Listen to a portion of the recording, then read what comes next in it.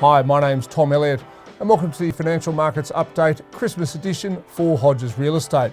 Well, there have been two big international issues which have dominated thinking here in Australia over the past few weeks. The first, of course, were the tragic and senseless terror attacks in Paris just weeks ago. Financially, they didn't have a massive impact. There was terrible loss of life. At first, share markets around the world went down, but they then steadied since that time. The US dollar also went up, as it often does during a crisis, but it has shed some of its gains. And here in Australia, well, shares have pretty much followed what the American markets were doing. One thing that probably the terror attacks have done is slow the time or put back the time at which American interest rates will rise. When the world is an unsteady place, the last thing you want is rising interest rates.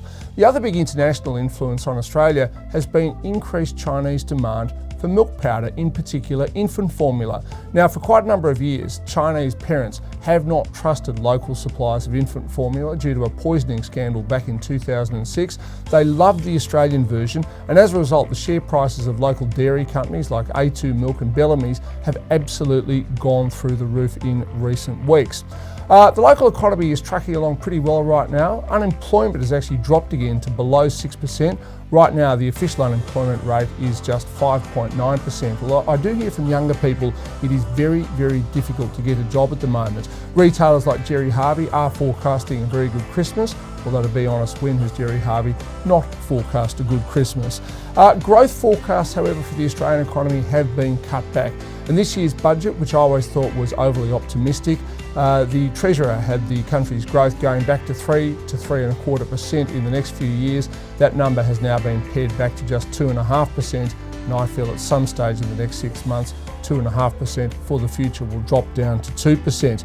Variable interest rates here in Australia have risen a little bit. However, fixed interest rates remain very, very cheap and very, very attractive, particularly for first home buyers. In real estate, it's fair to say the market has softened. We've had increased stock, which is often the case during the key spring selling months. But what we have really seen, however, is a significant drop in the clearance rate. Now, only about 9 months ago, clearance rates in Sydney and Melbourne were hovering around 79 to 80%.